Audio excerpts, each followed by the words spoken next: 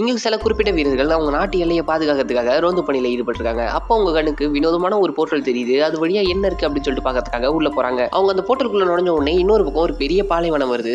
ஒண்ணுமே புரியாம தகச்சு போன இவங்களுக்கு அந்த பாலைவனத்துல என்ன இருக்கு அப்படின்னு தெரிஞ்சுக்கிற ஆர்வம் ரொம்பவே அதிகரிக்குது. அதனால அந்த இடத்துல ரோந்து போயிட்டு இருக்காங்க. இவங்க அந்த பாலைவனத்துக்குள்ள வந்து அடுத்த 5வது நிமிஷமே அந்த இடத்துக்கு ஒரு பெரிய மிருகம் வந்து இவங்க எல்லாரையும் அட்டாக் பண்ண ஆரம்பிக்குது. அப்படி அட்டாக் பண்ணதுல இவங்க வந்து கார் எல்லாமே உடஞ்சிருது. அதுல ஒரு சோல்ஜரை அந்த மிருகம் அந்த கொம்புல குத்தி மேல தூக்கு. ஆனா அந்த சோல்ஜர் உயிர் போற தருவாயிலையும் அவர்கிட்ட இந்த கிரனேட் எல்லாத்தையும் ஒன்னா கோத்து அந்த மிருகத்தோட வாயில தூக்கி வீசுறாரு. அப்பயே அந்த மிருகத்துக்கு ஒண்ணுமே ஆகல. மிச்சமீதி உயிரோடு இருந்தவங்க எல்லாம் தன்னை பாதுகாத்துக்கிறதுக்காக ஒரு கொகைக்குள்ள போய் ஒளிஞ்சுக்கிறாங்க. அந்த இடத்துல இருந்து அந்த மிருகத்தை அட்டாக் பண்றாங்க. அந்த கொகையை உடைச்சிட்டு அந்த மிருகமும் உள்ள போறதுக்காக ட்ரை பண்ணிட்டு இருக்கு. ஆனா பாவம் அதனால முடியல. அந்த கொகைக்குள்ள இருக்கிறவங்க எல்லாம் இந்த மிருகத்துல இருந்து தப்பிக்கிறதுக்கு இதுதான் சேஃபஸ்டான பிளேஸ் அப்படின்னு சொல்லிட்டு நினைக்கிறாங்க. ஆனா அதுதான் தப்பு. ஏன்னா அவங்க ஒழிஞ்சிருக்கிறது சாதாரண கொகைல ஒரு சிலந்தியோட கொகை. இந்த யூனிவர்ஸ்ல சிலந்திகள் எல்லாம் பொதுவாகவே பெருசா தான் இருக்கும். அப்படி ஒரு சிலந்தியோட கொகையில தான் இவங்க மாட்டிருக்காங்க. அங்க இருந்த பெரிய சைஸ் சிலந்தி ஒண்ணு அந்த குழுல அந்த நபரை கடிச்சிருது. கொஞ்ச நேரத்துல அந்த நபரோட உடம்பு பபுள் மாதிரி வீங்க ஆரம்பிச்சிருது. அப்படி ஒருத்தவங்களா அந்த குழுல இந்த எல்லாருமே சித்தறாங்க. ஒரே ஒரு பொண்ணை தவிர. அந்த பொண்ணும் எப்படியோ கஷ்டப்பட்டு அந்த சிலந்தியோட வலையில இருந்து தப்பிச்சிடறா. வெளியில வந்து பார்த்தா இந்த மிருகம் அவளுக்காக காத்துக்கிட்டு இருக்கு. அந்நேரம் பார்த்து தூரத்துல இருந்து ஒருத்தவர் அம்பு விடுறாரு. அந்த அம்பு கரெக்டா அந்த மிருகத்து மேல அடிச்சு அந்த மிருகம் கொஞ்சம் டிஸ்ட்ராக்ட் ஆகுது. அந்த டிஸ்ட்ராக்ஷனை யூஸ் பண்ணி அந்த பொண்ணு அந்த இடத்த விட்டு தப்பிக்கிறதுக்கு ட்ரை பண்றா.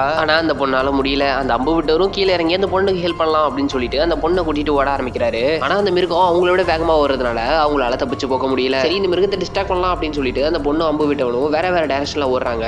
அந்த மிருகம் அந்த அம்பு விட்டவனை துரத்தி போயிட்டு இருக்கு. ஒரு கட்டத்துக்கு மேல அந்த மிருகம் அவனை பிடிக்கவும் செய்யுது. அந்த நேரம் பார்த்து கொஞ்சம் கூட யோசிக்காம அவன் தயார் பண்ணி வச்சிருக்க அம்பை எடுத்து அந்த மிருகத்தோட கண்ணுல விடுறான். அந்த கண்ணுல பட்டவனே அந்த மிருகத்தால சரியா பார்க்க கூட முடியல. அந்நேரம் பார்த்து இந்த பொண்ணு அவங்க வண்டியில வச்சிருந்த ஒரு மிஷின் கனை வச்சு அந்த மிருகத்தை சுட ஆரம்பிக்குது. அந்த ஒரு மிருகத்தோட மொத்த கவனமும் இப்ப அந்த பொண்ணு மேல போகுது. அந்த மிருகம் இந்த பொண்ணை கொள்ளலாம் அப்படின்னு சொல்லிட்டு பக்கத்துல வரும்போது அவ வண்டியில இருந்த இன்னொரு லான்சர் எடுத்து அந்த மிருகத்தை மேல அடிக்கிறான். அந்த மிருகம் இப்போ நிலத்தடு மாதிரி நிக்குது. ஆனாலுமே அந்த பொண்ணு இருந்த வண்டியை அவன் கொம்பால ஒரே முட்டி தெழுது. அந்த வண்டி பல கிலோமீட்டர் கண்ணாட போய் பறந்து விடுது. அந்த பொண்ணு அந்த வண்டியை விட்டு கஷ்டப்பட்டு வெளியே இறங்கி வந்துடுறா. அந்த நேரம் அந்த வில்லு விட்டவன் அந்த மிருகத்தோட தலையில ஏறி போய் நின்னுட்டு அவன் கத்திய வச்சு நடு மண்டியில நச்சு நடிக்கிறான். அந்த மிருகமும் வழி தாங்க முடியாம அவனை உதறி விட்டுருது. அவனும் ஒரு பாறை மூடில போய் இடிச்சு கீழே விழுந்துறான். அந்த பொண்ணும் இதாண்டா சான்ஸ் அப்படின்னு சொல்லிட்டு அவ கையில இந்த ஹூக் மாதிரி ஒன்று யூஸ் பண்ணி அந்த மிருகத்தோட தலையில போய் உட்காந்துடுறா. அந்த பையன் குத்தின கத்தியை இன்னும் ஆழமா குத்தி அந்த விலங்கையும் ஒரேடியா கொண்டுடுறா. அந்த விலங்கும் செத்ததுக்கு அப்புறமேட்டு இந்த பையன் அந்த பொண்ணை கூட்டிட்டு அவன் இருக்கிற இடத்துக்கு கூட்டிட்டு போறான். இந்த பையனும் இந்த இடத்த சேர்ந்தவன் கிடையாது. இந்த பையனும் இந்த போர்ட்டல் வழியா வேற ஒரு யூனிவர்ஸ்ல இருந்து இந்த யூனிவர்ஸ்க்கு டெலிபோர்ட் பண்ணப்பட்டிருப்பான். இந்த மாதிரி டெலிபோர்ட் பண்ணவங்க எல்லாருமே இந்த இடத்த விட்டு தப்பிச்சு போக ட்ரை பண்ணிருக்காங்க. ஆனா யாராலுமே முடியல. அதனால இவங்க எல்லாருமே மீட் பண்ணி ஒரு சேஃபான பிளேஸை கண்டுபிடிச்சு அந்த இடத்துல வாழ்ந்து வந்துருக்காங்க. இப்ப அந்த பையன் அந்த பொண்ணு அங்கதான் கூட்டிட்டு போயிட்டு இருக்கான். இவங்க ரெண்டு பேரும் வேற வேற யூனிவர்ஸ் சேர்ந்தவங்கன்றதுனால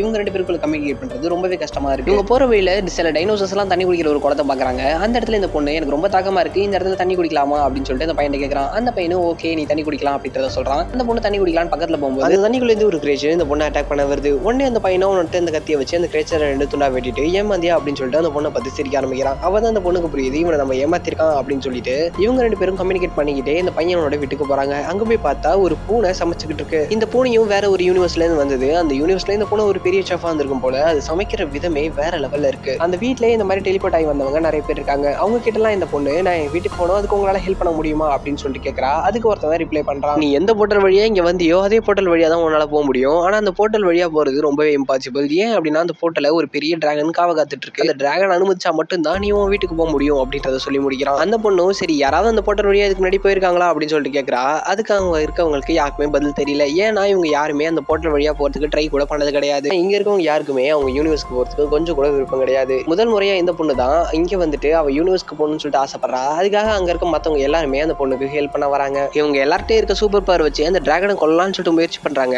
ஆனா அது அவங்களால முடியல. கொல்ல முடியலனாலும் அந்த டிராகனை அதோட பாதையில இருந்து விளக்க முடியும். அந்த மாதிரி அந்த டிராகனை டிஸ்ட்ராக்ட் பண்ணி அந்த பொண்ணு போறதுக்காக அந்த போர்ட்டலை ஃப்ரீ பண்ணி விடுறாங்க. பொண்ணும் நேரம் பார்த்து கரெக்டா அந்த போர்ட்டலுக்குள்ள குதிச்சிடுறா.